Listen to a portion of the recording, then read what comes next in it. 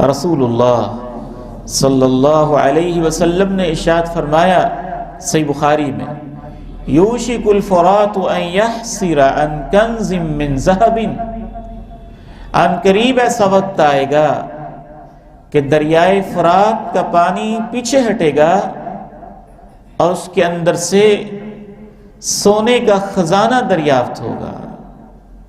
ایک روایت کے الفاظ ہیں سونے کا پہاڑ دریافت ہوگا۔ فمن حضرہ، جو اس دور کے اندر موجود ہو، فلا یأخذ منہ شیئا، میں اپنے اس امتی کو یہ نصیحت کرتا ہوں کہ اس خزانے میں سے کچھ لینے کے لیے نہ جائے۔ ایک اور روایت میں وضاحت ہے کیوں نہ جائے۔ آپ علیہ السلام نے ارشاد فرمایا، یقتتل علیہ الناس، اس پر لوگوں کے درمیان جنگ ہوگی، فیقتل من کل مئۃ تسعۃ وتسعون، اور اتنی بڑی جنگ ہوگی کہ 100 میں سے 99 انسان مارے جائیں گے، قتل ہو جائیں گے۔ وَيَقُولُ كُلُّ رَجُلٍ مِّنْهُمْ، اور ہر بچنے والا اس توقع سے جائے گا، لَعَلِّي أَكُونُ أَنَا الَّذِي أَنْجُو، شاید کہ میں نے بچنا ہے اور یہ خزانہ مجھے مل جائے گا۔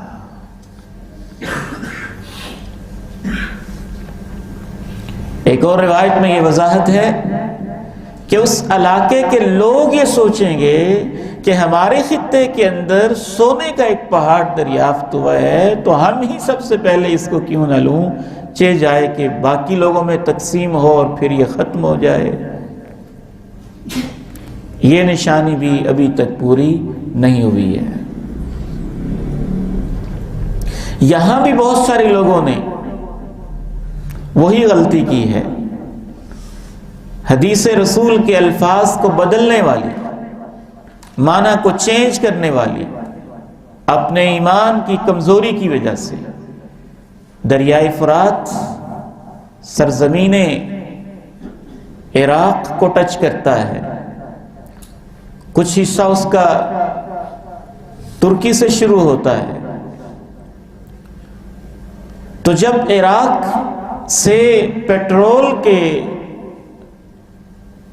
مختلف ذخائر دریافت ہوئے تو بہت سارے لوگوں نے یہ تعویل کی کہ جو سونے کا پہاڑ ہے اس سے مراد پیٹرول تھا،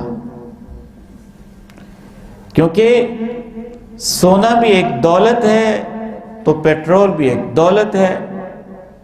پھر جب عراق میں جنگ لگی اور ان گرم پانیوں پہ پیٹرول کے ذخائر پہ بین الاقوامی طاقتوں کے منہ سے جھاگ نکلنے لگی اور رال ٹپکنے لگی اور جنگ شروع ہوئی تو پھر وہ اور پکے ہو گئے، کہنے لگے یہی جنگ تھی جو آپ نے کہا تھا کہ جنگ لگے گی۔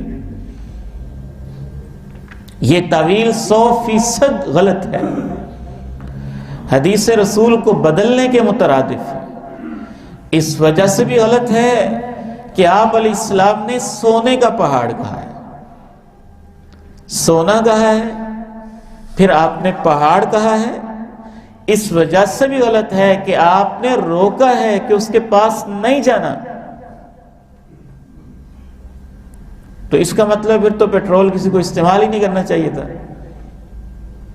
چوتھی بات کہ آپ علیہ السلام نے یہ فرمایا ہے کہ 100 میں سے 99 مار ڈالے جائیں گے، جبکہ عراق کی جنگ میں اس طرح سے قتل اور خون ریزی اس حد تک نہیں ہوئی۔ تو ان وجوہات کی وجہ سے بھی وہ غلط ہے، اور لفظ کا معنی بدلنا یہ ویسے ہی غلط ہے۔ یہ بار بار میں اس پہ فوکس کر رہا ہوں کہ اللہ کے نبی علیہ السلام کی حدیث جیسے ہے اس کو ویسی رہنے دیں، اور اپنی عقل کی بنیاد پہ اس میں خواہ مخواہ کی تبدیلیاں انسان کو نہیں کرنی چاہیے۔ ایک اور حدیث میں رسول اللہ صلی اللہ علیہ وسلم نے صحیح مسلم کی حدیث میں اس سے بھی بڑی تبدیلی بتائی۔ امکان غالب یہ ہے کہ بالکل قیامت سے متصل پہلے یہ تبدیلی آئے گی۔ تقیع الارض افلاذ کبیدها، زمین اپنے جگر کے ٹکڑے سارے ہی اگل دے گی. امثال الاسطوان من الذهب والفضة، جیسے لمبے لمبے ستون ہوتے ہیں اتنے لمبے لمبے ستون سونے کے زمین نگل کے باہر پھینکے گی. اتنے لمبے لمبے ستون چاندی کے زمین کے اندر سے دریافت ہوں گے، باہر زمین پھینک دے گی. چور آ کے کہے گا ہائے افسوس، اس کی وجہ سے میرا ہاتھ کٹا تھا. قاتل کہے گا اس کی وجہ سے میں نے قتل کیا تھا. رشتہ توڑنے والا کہے گا اس کی خاطر میں نے اپنے رشتوں کو توڑ دیا تھا. وہ سب ان خزانوں کو چھوڑ دیں گے اور انہیں ان خزانوں کو لینے کی کوئی ہمت نہیں ہوگی.